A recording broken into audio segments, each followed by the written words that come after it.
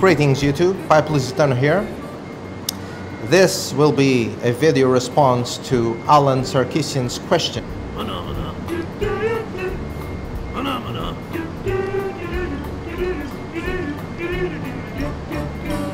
Well, Alan, that's a very good question. First of all, I would like to say that my personal experience with cigars is quite a bit different from the experience I have with pipes.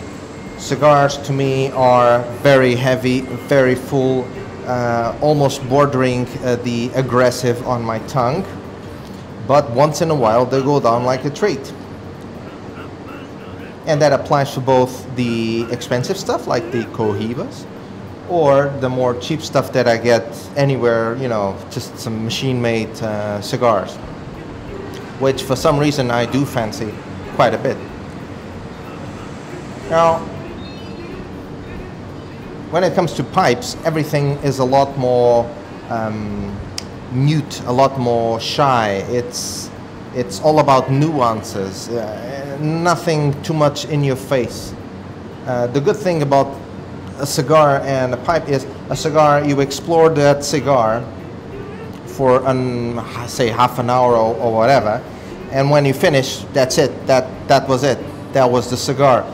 When you're talking about pipe tobacco, you're talking about a product which is more or less consistent. So a tin of Dunhill Nightcap today is going to be pretty much the same as a tin of Dunhill Nightcap tomorrow, and that allows you to explore the nuances with time, with detail. And since I personally consider pipe smoking as not so much as an addiction but as a hobby, that gives you something to work on for a certain period of time.